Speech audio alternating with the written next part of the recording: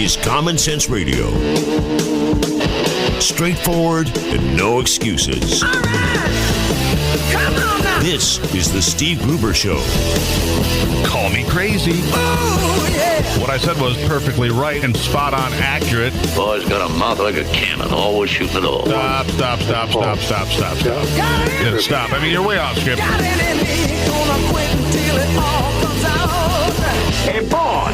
Long education. Yeah, you know, it's not cynical. It's common sense. Pay attention to me when I'm talking to you. I'm gonna rock the nation. Rock the nation. Genuine, accountable, and raw. Here is Steve Gruber. All right, and welcome to it. It's Monday here on the Steve Gruber Show. Greatly appreciate your support. And look forward to having you on board. The phone number here is 888-900-9966, 888-900-9966. And, you know, as soon as this event occurred in Umpqua Community College in Oregon, the president wasted no time to come out and get in front of the camera and say that it's pretty clear that places with strict gun control laws have less gun crime and so on and so forth. And it's, well, to be honest with you, it's abject nonsense, and we all know that.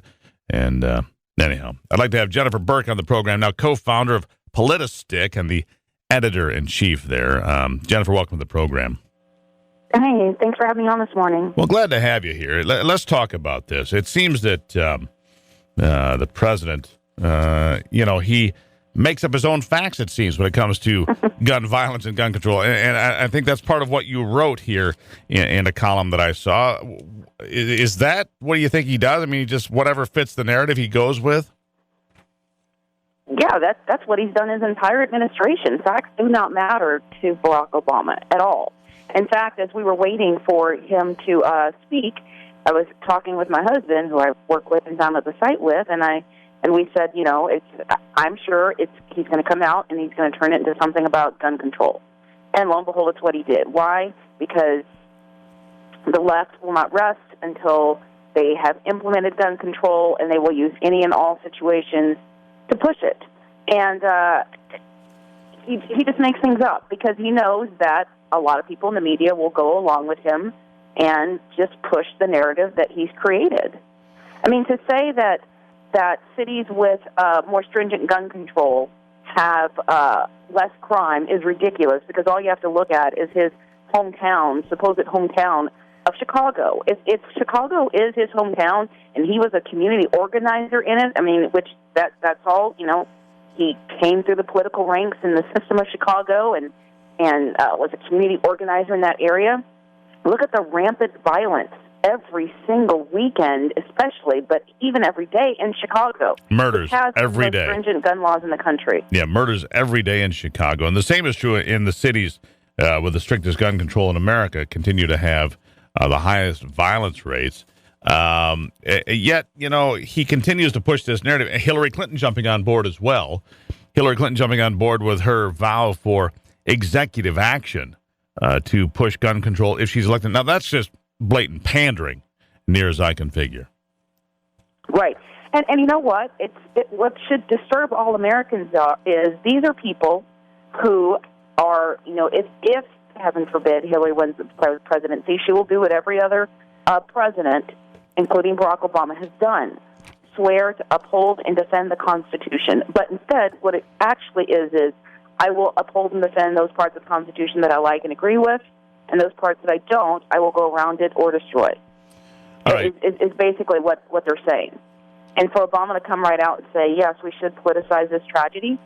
There was a young man who actually goes to school at Umpqua Community College who was there and in lockdowns for 3 hours, and the kid's not politically active. I could tell on his Facebook page, even though his Facebook page is open for anyone to see. But one of the things he said was, we could have done without you blaming the American people and the need for gun control. What we needed at that time, Mr. President, was for you to say, I'm here with you and we're supporting you. We need your prayers. That's it. And most of the people in Roseburg, Oregon, have said the exact same thing. Well, it's a very active county when it comes to people that own guns. It's a hunting community, a fishing community, a community that's accountable amongst themselves. Now, okay, Jennifer, so here's where I blow your cover a little bit. Jennifer Burke is from Politistick and the editor-in-chief there, co-founder. And because when doing my homework here, man, a lot of terrible things are said about you on the internet. Go figure, because you're an African-American conservative woman. Therefore, some of these fine services, when you talk about guns and things like this, you have been referred to as the rented Negro. And, I mean, I'm like, wow, talk about harsh. But if you're not a liberal, being a black woman, my God, do they come out? Talk about both guns blaring. Here they come to target you. Right, and that's what's typical for any black person. That's a conservative, that's a libertarian, that's, whatever, anything other than a Democrat. It's interesting. The left always likes to describe themselves as the champion for black people, the champion for Hispanics. But that's if you fall in line with their ideology and what you believe, and what they believe, rather. Because if you don't, you're an open target. You're fair game. I mean, black conservatives get attacked all the time. I was actually accused years ago of not even existing. My husband and I were on a forum online that was owned by MSNBC called Newsvine, and I got blocked. I woke up one morning, I got blocked, and people complained to the moderator and said my husband made me up. And then finally someone said, do you guys ever think that maybe it's a married couple that married people often have the same political ideology? And thankfully we got that all straightened out. But, yeah, black conservatives, we're a target. I mean, how dare you? How dare you have thoughts that don't conform? I mean, obviously, Barack Obama's administration has been a boom to the African-American community and jobs and violence. I mean, he's just been, a godsend to the African-American community. I mean, 50% unemployment, violence in Chicago where people are dying in the streets every day. And, I mean, come on, what a joke. So for you to go a different direction, you get it. But of course, the same attacks that Ben Carson and others take when you're conservative and you're black. That's, I guess, part of the price of admission. Yeah, and and it's sad, and it's also incredibly bigoted. It's what I tell people when they go on that kind of attack. I'm like, do you understand how bigoted your views are? I should look in the mirror, see my skin color, and therefore determine that I'm a Democrat. So everybody else has a choice as to what political party they belong to. But me, being a black woman, that's a double whammy for me, and I should be a Democrat. That's a highly, highly insulting. Yeah, and if you're not, I shouldn't have to use my own brain and decide what's best for me.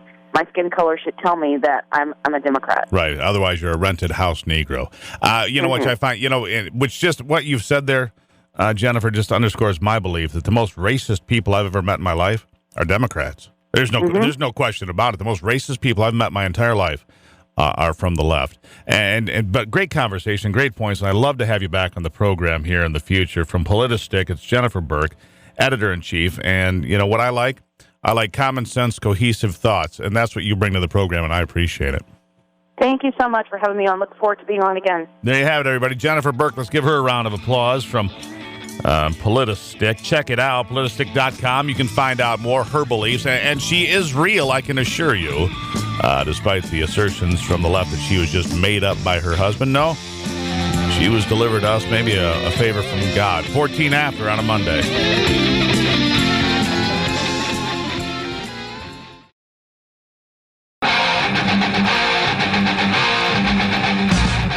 Keeping you in touch with Michigan and the world.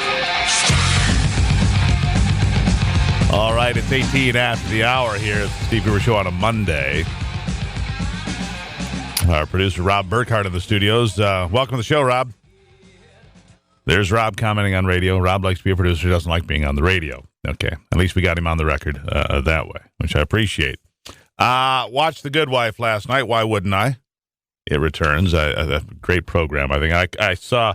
All right, so the programs that I like House of Cards. It's gone until sometime after the first of the year. Very painful. The Blacklist, thankfully, came back. Mike Hughes told me that would be solid. The Good Wife came back. It's always solid. And here, in fact, Mike Hughes is on the line right now. Mike, hey, how you doing? Yeah, that Sunday CBS lineup is a good one in general. The Madam Secretary at 8 o'clock, and then The Good Wife at 9, and then CSI Cyber at 10 o'clock. But the heart of that is really the Good Wife. I say it's at 9 o'clock. It all depends upon football. Lord knows when it starts every Sunday, but it starts sometime Sunday evening, and it's just a good, intelligent show, and it really has changed a lot in the last couple of years, right? I mean, here she is at the beginning of this season. She's sunk so low that she's begging to get bail cases. Well, right. It actually was very good, and it started on time last night. So good. There you go. So there are some good nights like that, and like you mentioned, the Blacklist had its good, strong start last Thursday, and this Thursday, here we are. I mean, look at that first episode. Liz is on the run. She nowhere else she can do. She suddenly vaults into the embassy of the Russian embassy and claims she's a Russian spy. Now, we don't think she really is a Russian spy, but she's been framed as one. So hey, why not take advantage of it and claim sanctuary? But we have no idea what's going to happen from here. But that's just another strong show at 9 o'clock on Thursdays. Well, yeah, and it's doing, and it didn't disappoint. And of course, tonight, it's my own, my brother says I have to give up my man card for this, but I will watch The Voice again tonight, and I'm going to keep my man card just the same. Hey, listen, any show that's got Blake Shelton on it, you don't have to give up your man card. And that's what I figured. Blake is the manliest of men, right? There you go. Okay. Tonight they round out the final thing of the teams. So by the end of tonight, they should have the teams all set. On Tuesday night, they're just going to do a reflection thing. They're going to do highlights of the auditions, and the judges are going to comment on their choices and things like that. And then the battle rounds start next week. And there's going to be some manly rock and rollers and country music guys and so forth. So you're okay. Keep watching that, 8 o'clock tonight. But like I was been telling you, if you like Blacklist, which you do, when The Voice finishes tonight at 10 o'clock, stay on and watch this show Blind Spot, because it has that same feeling to it. Yes, it's over the top, but everything on TV is over the top now. But it's just a strong, tough show about a lady who has no idea who she is or why she has all these tattoos, but somehow they seem to solve crimes. It's worth watching. Well, there you go. I haven't seen it yet, only because I can't stay up that late. It's very late. Have a bedtime. Yeah. Hey, there's another network. It turns out, the network CW, which used to be WB and UPN put together, has been asleep the first few weeks of the season. They finally start the season this week. Starting tomorrow night, Tuesday night, they can have 7 straight hours of on over 4 nights of season premieres. I know you don't watch a lot of the Vampire Diaries. You told me you've missed a few episodes of that one. Pretty much everyone ever made. Everyone ever, right. But some of those shows are worth watching. Particularly, I think iZombie. I know that sounds silly, but iZombie, the story about the doctor who's a reluctant zombie. It sounds silly when you talk about it. She chomps the brains of dead people, and that helps her solve the murders, okay? But that's at 9 o'clock on Tuesday nights, and I honestly think it's a good show. It's kind of clever and witty, because she takes over the personality of everybody she eats. It sounds sillier the more I talk about it. I'm sorry, but the point is, you can watch CW shows this week, see some new shows, and a week from tonight, CW's best 2 shows, Jane the Virgin and My Crazy Ex-Girlfriend, are going to open. So you think next Monday I'd be talking about that, right? Well, I would think so, yeah. But I can't, because next Monday I'm going to absolutely be obsessed with talking to you about Fargo. Fargo opens a week from tomorrow. It is the best show of the season. It's the new Fargo miniseries, similar in tone to the one 2 years ago, different era, different city, but just brilliant again. Next week, make sure you watch Fargo. All right. Sounds good, Mike. Anything else I must see this week so I don't miss it? Just a little bit of PBS. On Friday night, watch a Latino Michael Jackson concert. It's just great, great music on 9 o'clock Friday on PBS. And on Wednesday night, 8 o'clock, watch Nature. You'll love the title. It's called Big Birds Don't Fly, and it's all about the ostriches and emus and things like that. And let's face it, those birds are just funny. That's the kind of stuff my kids like, to be honest with you. All right, Mike, I got to run, my friend. Okay, have a good time. There you have it. Mike Hughes, everybody, TV critic and aficionado. By the way, before farmers tilled the soil and students crossed a diag with books and so forth, creatures like the woolly mammoth used to walk around Ann Arbor. Yeah, it's true. Yeah, woolly mammoth, like the one found near Chelsea on Thursday, roamed and owned Ann Arbor and surrounding pieces of Washtenaw County. There weren't roads and settlements and automobiles. Mammoths and mastodons, which are both pretty similar creatures but different, disappeared about 11,700 years ago. That, according to Dan Fisher, director of the Museum of Paleontology and a professor in the Department of Earth and Environmental Sciences in the Department of Ecology and Evolutionary Biology at the University of Michigan. The remains of about 300 mastodons and 30 mammoths have been found in Michigan over the years since, but Fisher says this woolly mammoth found Thursday, one of the 10 most significant finds ever in Michigan's recorded history. So there you have it. He led Thursday's dig out there in Chelsea. He has excavated roughly 30 mammoths and mastodons in North America over the past 36 years. But this was a big deal. The whole thing came out. And you wonder, how did it survive that long, getting buried in the dirt like that, and didn't completely rot away, but it didn't. There it was. And I think it's just fascinating. It's not the first time, by the way, on Scioto Church Road, back in 1969. They found mastodon bones on the Cull Farm in December of 1969. Maybe they should start digging a little bit more in that neighborhood. Just saying, 25 after on a Monday here. It's the Steve Gruber Show.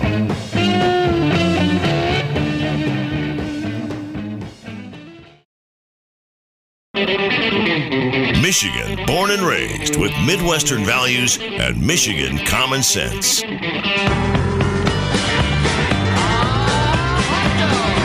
It's 45 after the hour now. Welcome back to the Steve Gruber Show, Monday edition.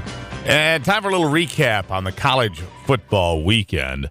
Some big wins. Michigan State wins. Michigan wins. Clemson sneaks one out over Notre Dame, but if that game had gone 3 minutes longer, I think Notre Dame would have pulled that one out. Disappointing to Spartan fans because even though the team won, Michigan State drops from second in the country to fourth in the AP Top 25. Michigan, meanwhile, on the rise after shutting out Maryland's second shutout in a row. They are up to number 18 in the polls. The Dean of Sports, Tim Staudt, here with us. Tim, welcome back to the program. Morning, Steve. So, all right, Spartan fans, a little disappointed, but the injuries are stacking up for Sparty, and not an impressive win. No, but not entirely surprising to me, to be honest with you. I thought Purdue, which has given Michigan State trouble over the last 4 years, was a very frustrated team that thought it matched up well. Purdue's locker room was furious after the game. They didn't let that one get away, to be honest with you, whether fans think that's the case or not. Michigan State has lost some players, but I don't know that that's going to necessarily be a win-loss issue until next week when they play Michigan. I think they're going to have enough to get past Rutgers. But then after that, what I took from the Purdue game is there are a couple of other games on their schedule that suddenly come into play for me as not as an absolute lock in the win column based on where they are right now. And I would put Indiana and Penn State home games they have. I mean, if you can have trouble with Purdue, why can't you have trouble with everyone else? I do think they'll get past Rutgers this Saturday. But then after that, it's going to toughen up considerably, obviously, once they go play Michigan a week from Saturday. Well, clearly. Okay, so, what I noticed on social media after Jim Harbaugh was named coach of Michigan several months ago now, the Spartan fans, a lot of them were hooting and hollering on Michigan, we're still going to slap you around. A lot of that social media rivalry stuff has kind of disappeared. I think the Spartans are looking down the road going, maybe things aren't what we thought they were. Maybe Jim Harbaugh brought a different attitude, and maybe Michigan State's not as good as we thought they were going to be. At least that's what I'm getting. All of the above, and I think there are a lot of fans that frankly evaluate these teams better than the media do. Look, Michigan State and Ohio State are only ranked where they are because of where they began the season in the preseason polls, and all of that was based off the end of last season. Simple as that. Oregon was the same way. If you assume that Oregon and Michigan State are not necessarily playing anywhere remotely close to a top 10 team, which my sense is a lot of Michigan State fans believe. I mean, they haven't left the state of Michigan yet. They've played 4 home games. They've played 2 MAC schools that are average. They played a service academy that got blown out by Navy on the weekend, and Oregon's already given up 62 points at home. I think it's one thing to have an off day, but I think a lot of Michigan State fans said we've seen them at home for 4 weeks, and they were in Kalamazoo the other week, and they haven't had an impressive win yet for a team that is ranked of that significance. So I believe that the media as cockeyed with a lot of these calls, and not just these teams either. There are a lot. I mean, they dropped Notre Dame to 15th this week. You tell me you think there's 14 other teams who could beat Notre Dame? No, clearly no. Clemson and got as a lucky. guy said to me Saturday, if Purdue lost by 3 at Michigan State, do you think Purdue would have lost by 3 at Alabama? Do you think Purdue would have lost by 3 at Florida? Do you think Purdue would have lost by 3 at Southern Cal? I mean, again, that's one game, but if you go by a little bit of comparison, I think over a 5-week period, the Michigan State fans are understandably concerned. Now, look, they can right the ship if they beat Michigan.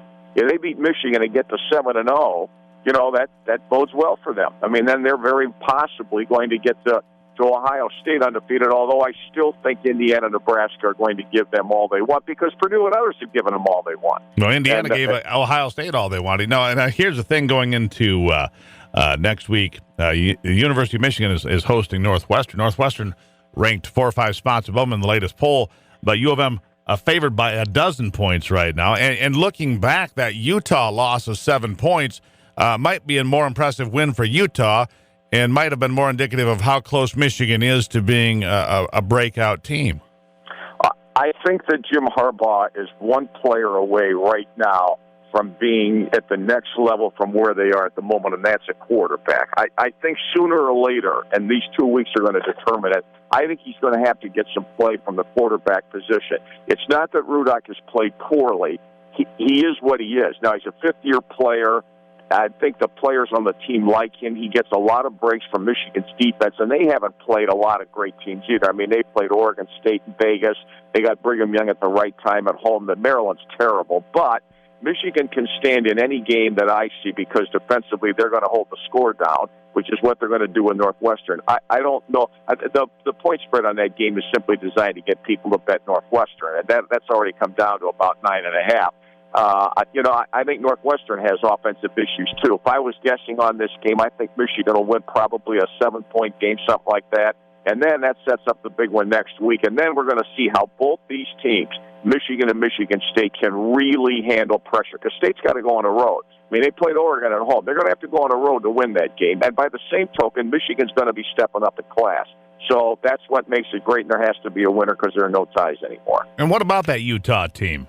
That's the best team I've seen in college football. Simple as that. And they're going to have to prove it because their game day is out there this week for their game with California, who's undefeated, but I think Utah will crush them.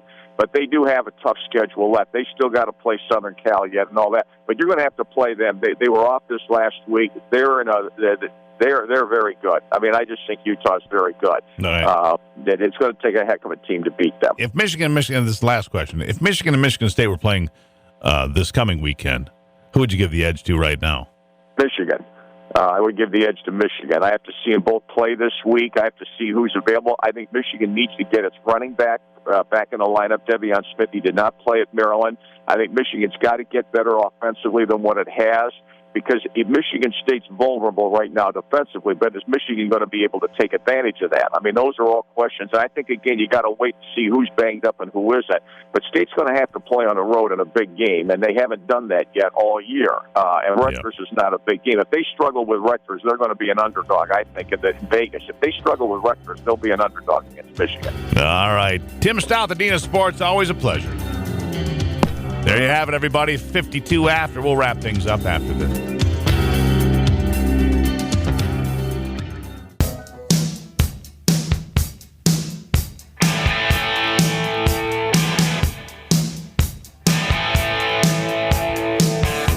So, listener called and asked, how do they know that it's a 1,000-year flood and not 500-year flood or 250-year flood? That's a fair question. It's called marketing. It's called marketing, boys and girls. You'll watch the newscast with a 1,000-year flood. You might not watch the newscast with a 500-year flood. It's like those things that you hear on TV. Is what's in your refrigerator going to kill you? Make sure you watch tonight at 11 o'clock. Well, if it's going to kill me, don't you think you should stop regular programming right now and tell me right now? Because what if it kills me and I don't make it to 11 o'clock? Then what? Then who's guilty? Huh? If you tell me what's in my refrigerator can kill me, then shouldn't you stop programming right now? Just throwing it out there. Anyhow, the floods in South Carolina are devastating, whether it's 100 years, 1,000 years, or 10,000 years. 7 people dead. The rainfalls totals. National Weather Service said yesterday the wettest day in the history of Columbia, South Carolina. Rainfall total at Metropolitan Airport, 6.87 inches. The two-day rainfall total for Saturday and Sunday, 10.4 inches. And since Friday, more than 20 inches had fallen in some parts of South Carolina. The fast-moving floodwaters buckled buildings and roads. A 75-mile stretch of I-95 remained shut down, threatening drinking water supplies and other issues. Police said late yesterday that crews will continue concentrated search and rescue operations throughout the day today, and that's what they're doing. And I don't know how Governor Nikki Haley got to the conclusion that it's a 1,000-year flood. I mean, I don't know. Who knows? Just be careful of the waters, what they're telling you down there. Don't drown. That's the last bit of advice from the governor. Don't drown. That's pretty good advice. I can go with that. This storm from Joaquin, though, we'll see if it continues to pummel areas. Some places were supposed to get 30 inches of rain. I don't believe they got that much. And when it all recedes, then they'll get a better handle on what happened and how much water came. I appreciate your support today. Special thanks today to executive producer Ivy, to our associate producer Rob Burkhart. Our engineer is Alex Clark, the man in the basement driving this train. Yeah, he's the guy that answers the phone at the hotline, and general manager Jeff Furman as well. Also, special thanks to Melissa Prophet and Katie Hyde of the MTN News Center, and Brock Palmbush from the MTN Sports Desk. It's a team, my friends, that puts it together for you every day right here. It's the Steve Gruber Show. Let's talk tomorrow.